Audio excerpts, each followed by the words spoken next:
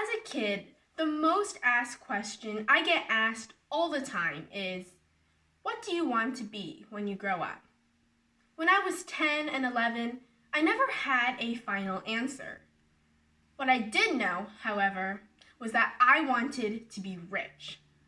I remember telling my parents several times as a kid, I'm going to buy a big house with a balcony and get a dog.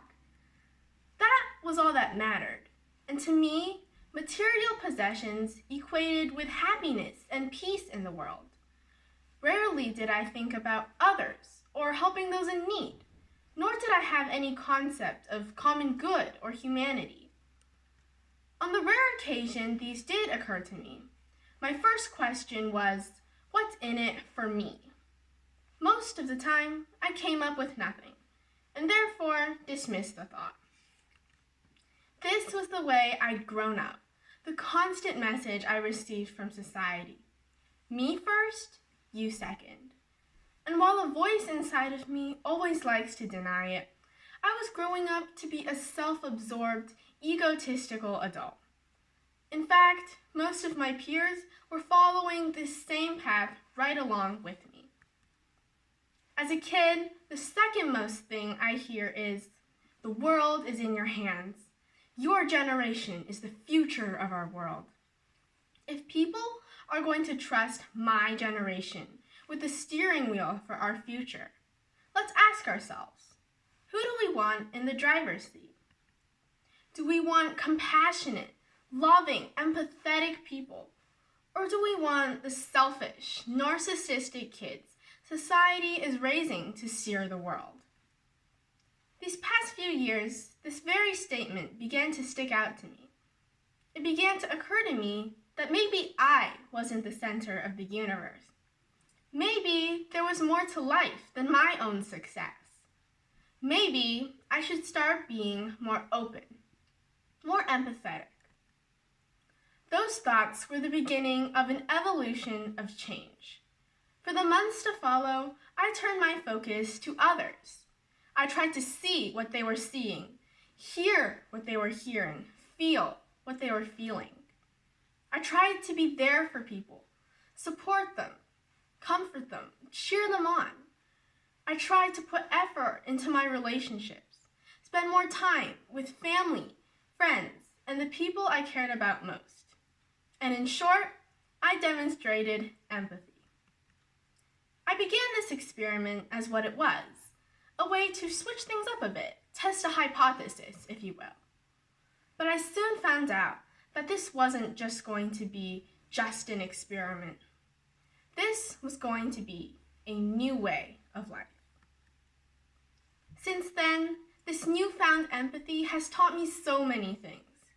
There is love and goodness in the world if you just look for it.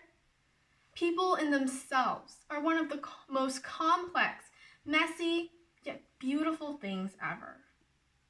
Everyone came to the earth with something to teach all of us. And most importantly, kindness, compassion, and empathy showed me another side to the world. They popped my life is perfect bubble and exposed the hatred, the sorrow, the heartbreak, and the pain that others went through. At this, I have to admit that I was scared. My world of pink unicorns and fluffy rainbows had been broken down to reveal brutality, anger, and hate. I saw the injustice in my everyday life, the struggles others went through, and the pain it caused them. But empathy also opened the door to a choice I had never thought of before. Are you going to stay there with that pitiful look on your face? Or are you going to move, take action, and try to fix it? Faced with the situation, many would resort to the, I'm so sorry, or I hope it gets better, the sympathy, the empty promises. But sympathy is like giving someone a hammer in a rainstorm. It's not helpful, and a lot of the time, it just weighs the person down. Empathy, instead, moves and takes action. And empathy gives us a reason to make the world a better place because we've seen what other people have seen.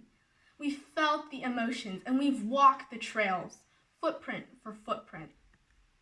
And while we may never experience it in its entirety, we know enough to say no more. Empathy puts the steering wheel in our hands and says, go. And that is the power in simply taking a perspective switch. Today, we live in a world that fights hate with hate. We put ourselves first and others as a brief afterthought. We hear others' opinions, hopes, and dreams, but we are too busy coming up with a smart comeback to truly listen and hear them out. Instead of working together as one integral machine, hand in hand as brothers and sisters, we are 7 billion individual pieces, broken and lost and isolated. But even in the seemingly hopeless world, people have found empathy. During the 2017 Women's March, men showed up as well in the name of support and kindness. Many dedicate their lives to charities, nonprofits, and so much more to help raise money and awareness for so many things, whether it be research for cancer or clean water. And now it is 2020. During a time of social unrest, natural disasters, and a presidential election, all on top of a global pandemic. And I say that now is the time to put the world in our hands. Now is the time to empathize with all 7 billion puzzle pieces in our broken world. Find the hate, find the sorrow, the hurt, and take a stand. Put the matters in your own hands. Make a difference.